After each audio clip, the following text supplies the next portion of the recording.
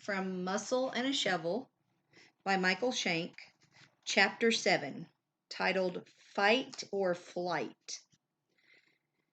And the subtitle is Christmas Approaching. Most people have been equipped with the fight or flight mechanism. Dr. Walter Cannon, an American physiologist and professor in the Department of Physiology at Harvard Medical School, coined the phrase. His hypothesis and the phrase was included in his book Bodily Changes in Pain, Hunger, Fear, and Rage, an account of recent researches into the function of an emotional excitement.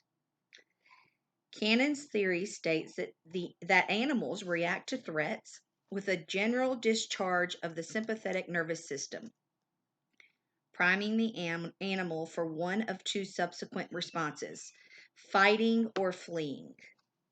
At my current age of 20, my character craved a good fight. I was independent, strong-willed, and rebellious. Why? Who knows? My aggressive nature was probably due to an accumulation of circumstances. I had been adopted at birth by a loving blue-collar family. Dad was an over-the-road trucker who was gone 6 days out of every week. Mom was an LPN, but during my 7th grade year, she developed septicemia and almost died. She was never the same after that. From that point forward, my life did a complete turnabout. It was not Mom's fault. It is just the way things were. Dad had to work, so he was never at home. Mom struggled with her health, so it was difficult for her to be a mother. I, out of necessity, became a mom and dad unto myself, and I grew increasingly resentful towards the authority that my father tried to assert over me during his one day at home. The circumstances of our home life, combined with my teenage hormones, created a situation whereby two loving parents could no longer control an independent, strong-willed, rebellious, self-supported teenager. It began in my preteen years. At the age of 12, I was cooking, cleaning, checking Mom's blood pressure 4 to 6 times each day, setting up her meds, and taking care of minor stuff around the house. At the age of 16, I began taking care of the family's cars, did the grocery shopping, picked up Mom's meds from the pharmacy, took her to the doctor's appointments, made sure the household bills were paid, and was essentially the man of the house. It was during that period of time that I met Jonetta. She was a cheerleader and a country girl who loved to draw and paint. She had aqua blue eyes that melted me like hot butter and eyelashes that could whip a man from across the room. She was prissy one minute and tomboy the next.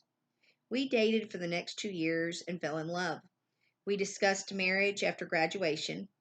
Running a household was nothing new to me, and being with Janetta at a new address was appealing in every way. It meant that I could get away from the home life that had become a burden and be with the love of my life. Janetta and I married shortly after our high school graduation and moved directly to Nashville, Tennessee. It would be another 5 years before we would have our first child. Randall's opinion that I was headed to hell was just what I needed to get me going in a spiritual direction. The fight nature was kicking in, and I was resolved to find the spiritual answers that I so deeply craved. No one would ever put me in a spiritually defensive position again. However, something very profound was happening to my spirit that would take much longer for me to recognize. Randall created an interest in me to examine my personal beliefs and actually defend them, a biblical principle in and of itself. This newfound interest caused me to start picking up tracts. Tracts are those little religious pamphlets that every church seems to offer. They're normally found lying on a table or placed neatly in a decorative rack in many church foyers. As I remember, I had about 200 different churches in my OSI territory, so I had the opportunity to pick them up almost daily. The tracts I collected covered every topic: worshiping on the Sabbath, drinking, smoking, dancing, all the fun things to do, or so I thought. worshiping God, the authority of the Bible, and matters of salvation. I became a reading machine, which was a big change to our active lifestyle. Janetta and I played racquetball and tennis regularly. We golfed together and shopped a lot. Going out to eat several nights each week was the norm, and entertaining friends was a must. Our apartment was located in a Nashville suburb called Bellevue. Sounds like the psychiatric hospital, about 13 miles southwest of downtown. It was a nice suburb and really starting to grow during that period in the late 80s. Our apartment complex had swimming pools, tennis courts, an exercise gym, and even tanning beds.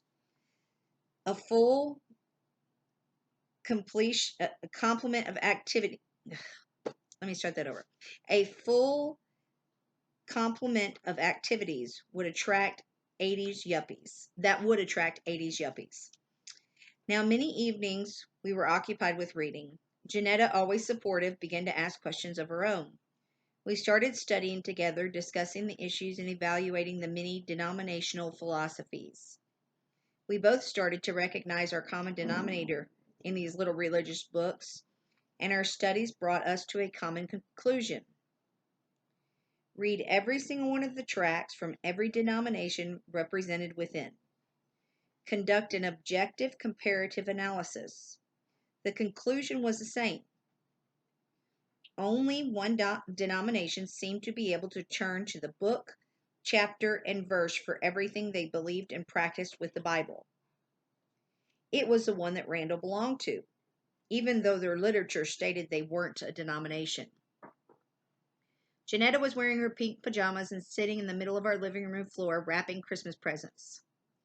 Michael, she said, think about it. When you make spiritual decisions, you're limited. You've got the Bible, your opinions, and denominational teachings. That's it. She was right. She was beautiful and smart. I sat down on the floor next to her and handed her a cup of hot chocolate. Actually, Janetta, you've got a point. What else is there? Look at all these tracts we've been reading. The majority are written opinions with a few scriptures sprinkled throughout. I hate to admit it, but Randall's church seems to back up everything they believe and practice with the Bible. The others offer some scripture, but what they offer seems disjointed and out of context. Janetta thought about it for a moment. Michael, where did the Baptist church come from? That's a good question, I exclaimed while admiring her willingness to think beyond the usual boundaries. Thanks, she said and smiled. Now get me some marshmallows for this hot chocolate. Hey, little woman, I barked back, and we both laughed loudly. What a great question. Where did the Baptist church come from?